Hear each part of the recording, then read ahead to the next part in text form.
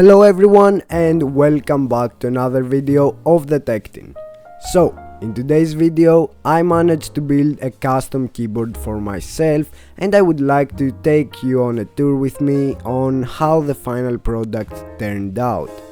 Before we begin, I would like to apologize for not uploading that much, but there were a lot of things going on that I will cover in more depth at the end of the video.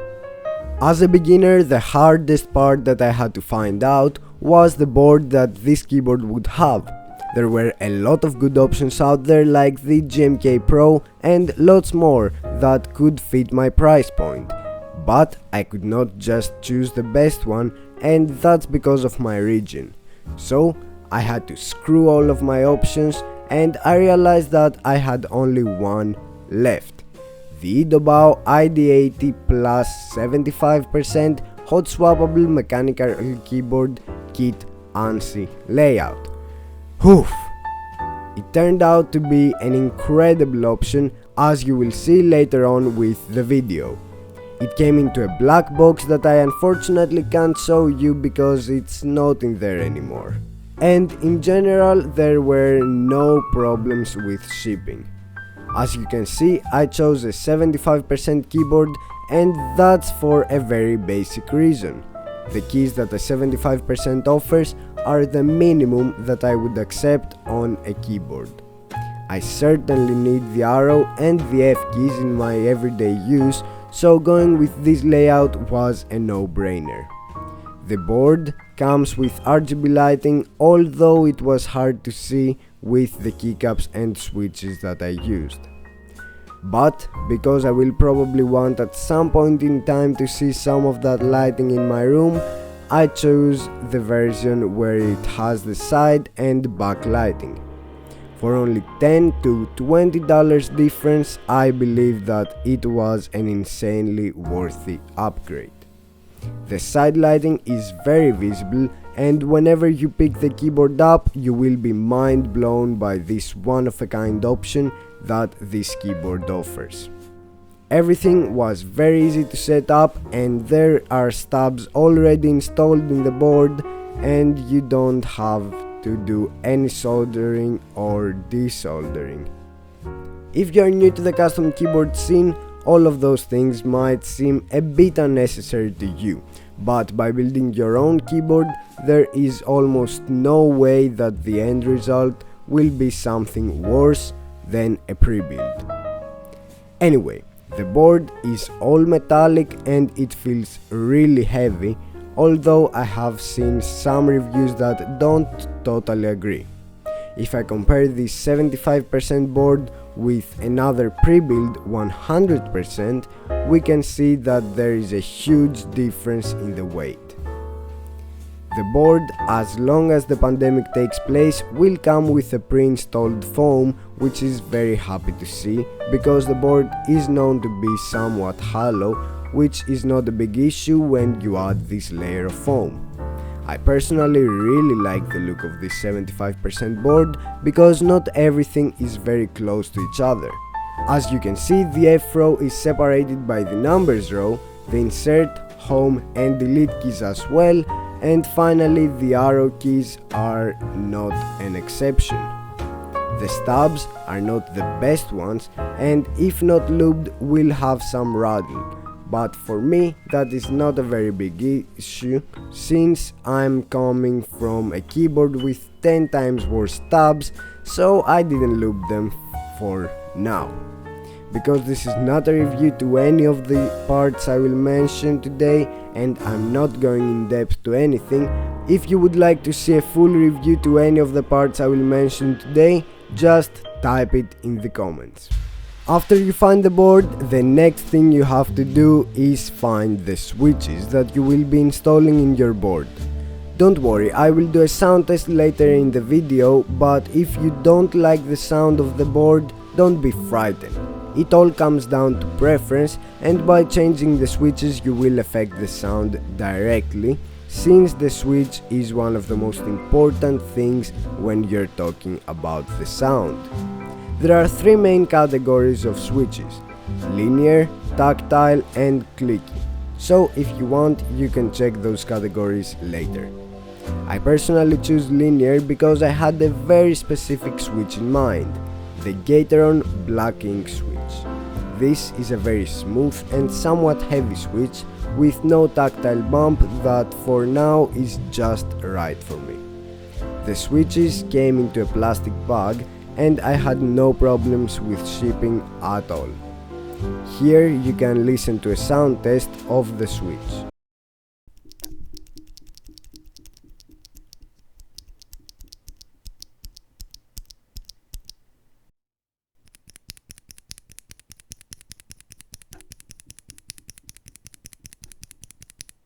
After you get the switches, you will have to install them in the board. That is very easy to do if you are not as dumb as I am.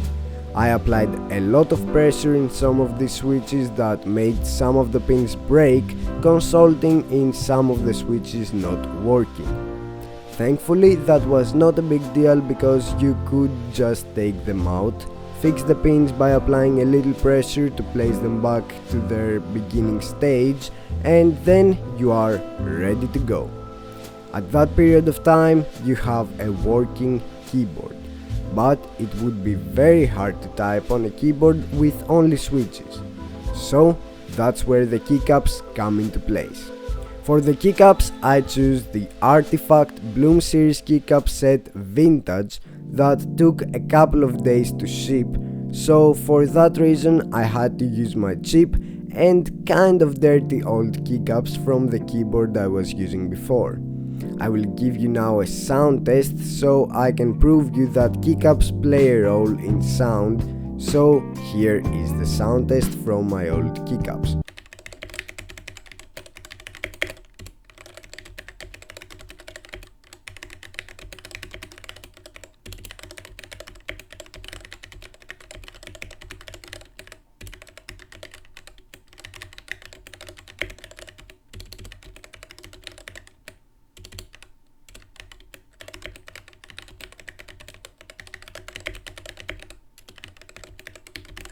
The new keycaps came into a box that was very nicely packaged and everything was in the correct place.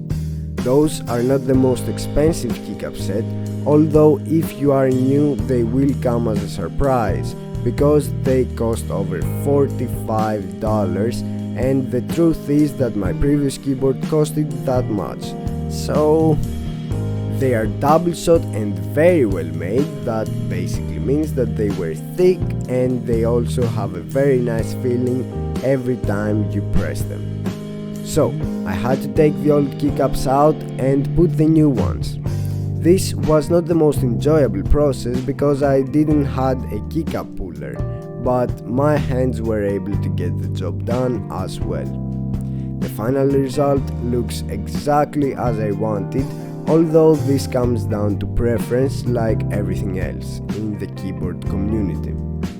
Now you will have the chance to hear another sound test with the new keycaps and the final build.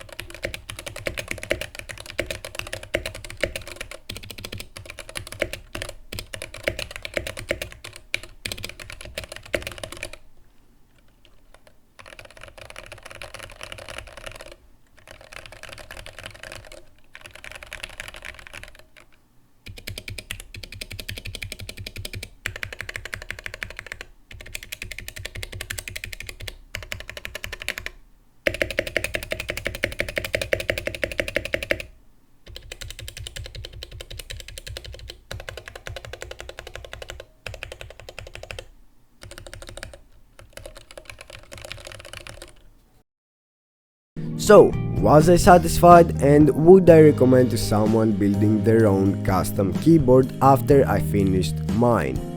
If the cost is not a very big concern, then yes, go for it. The final result will be very satisfying and no pre-built keyboard will be able to come near yours. But I will recommend that you do your research first to understand what's best for you.